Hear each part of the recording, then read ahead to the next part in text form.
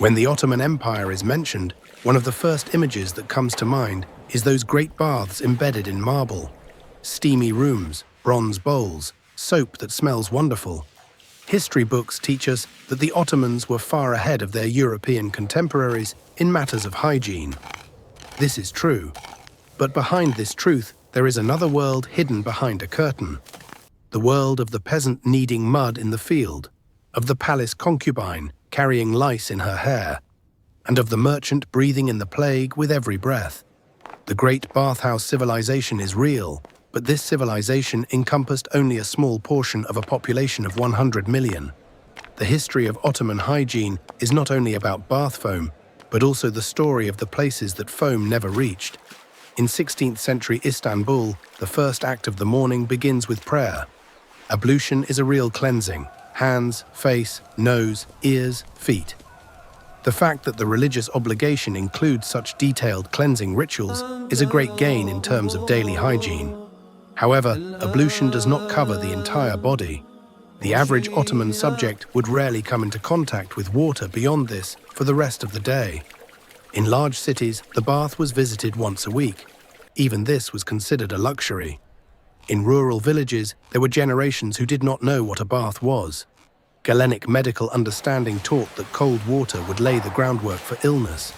Therefore, in the winter months, water was kept away from the body. A city-dwelling Ottoman man's outer garment would go unwashed for months, and washing clothes required a great investment of time and labor. The bathhouse was truly a major social institution. In the 16th century, there were more than 400 bathhouses in Istanbul alone. Bathhouses were not only places of cleanliness, but also places of conversation and markers of status. However, these bathhouses served the wealthy segment of the city. The bath fee, the towel fee, the tip to the stoker. A single visit exceeded a significant portion of a worker's daily earnings. Moreover, the interior of the bathhouse was not hygienic in the modern sense. Dozens of people would lie on the same stone for hours, and the same scrubbing mitt would be used to serve other customers. Fungal infections and skin diseases spread rapidly in this humid environment. In central Anatolia or Balkan villages, encountering the concept of soap was often not possible. Instead, clay, lye water, or herbal mixtures were used. The antimicrobial properties of the miswak have also been confirmed by modern research. In this respect, Ottoman dental hygiene is commendable, but the miswak was not readily available in every household. Sugar was abundant at wealthy tables: pomegranate sherbets, rose jams, honeyed desserts. These sweets were the silent accomplices of tooth decay. For ordinary people, however, a different threat existed. Rock fragments mixed into flour ground in stone mills would wear down teeth over decades. When toothache began, clove oil was a temporary solution. When decay progressed, the only option was the extraction of the tooth without anesthesia, using the barber surgeon's forceps. Broken roots led to infection, infection to fever, and fever often to death. Istanbul possessed for its time an impressive water infrastructure with the Valens aqueduct inherited from Rome, and hundreds of cisterns.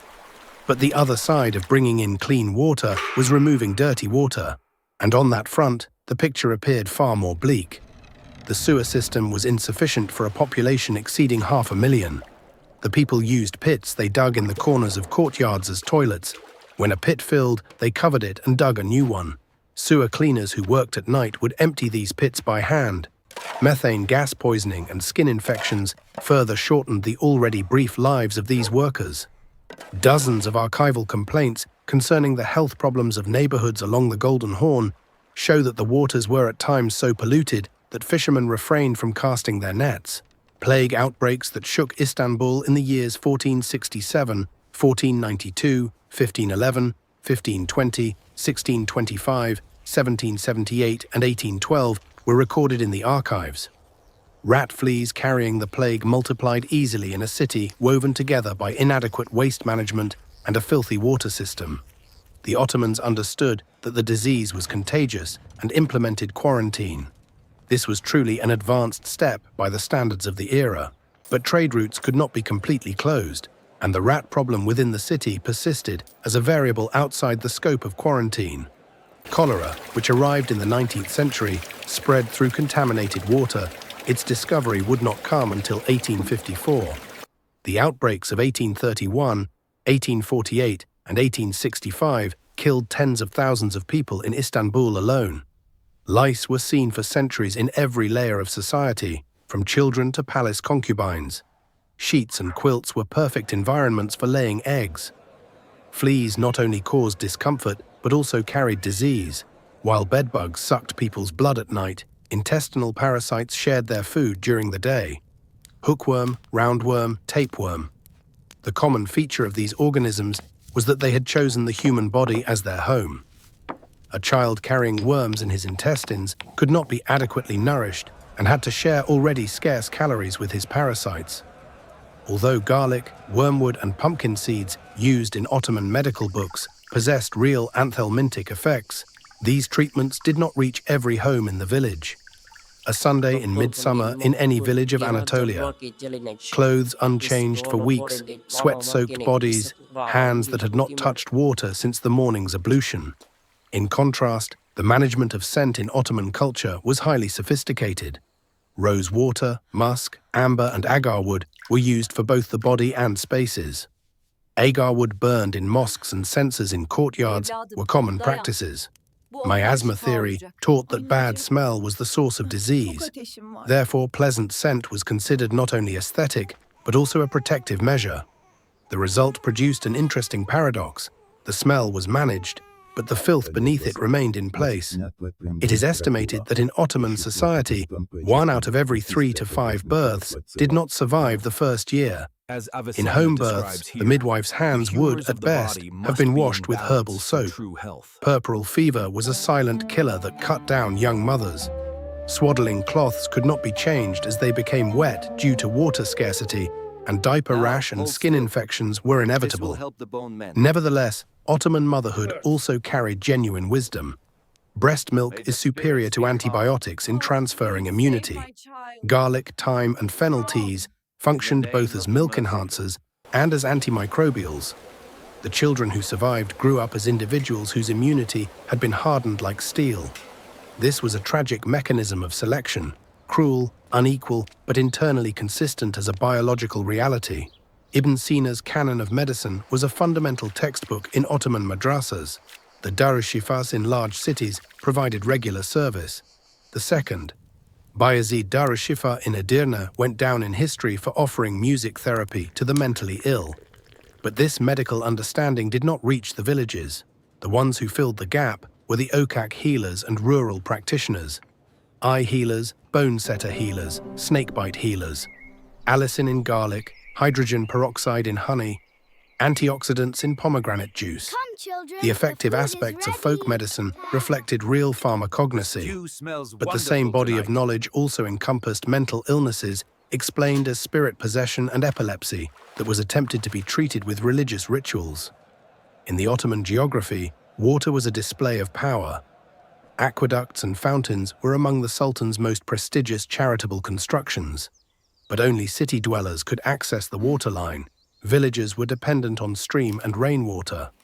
The same stream where animals were watered, laundry was washed, and sewage flowed was also used as drinking water. Boiling was the most effective solution against this problem.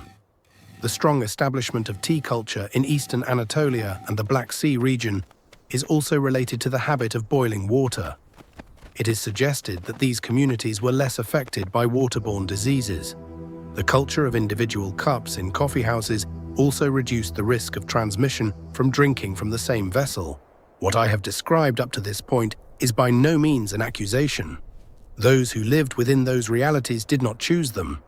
What the farmer in the Ottoman field would eat was determined by the harvest, what he would drink by the stream, how he would dress by the price of cloth.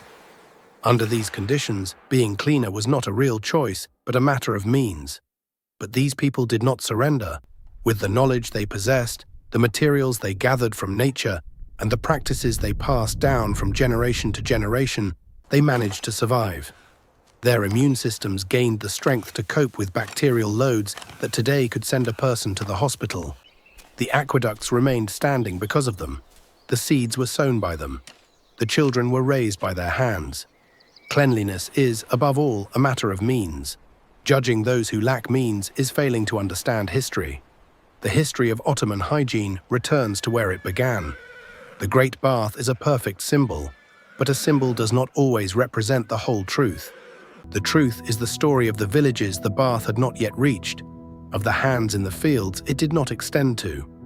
And within this truth, millions of people rose to the sun every day. They worked, they loved, they died. To remember them is to understand them.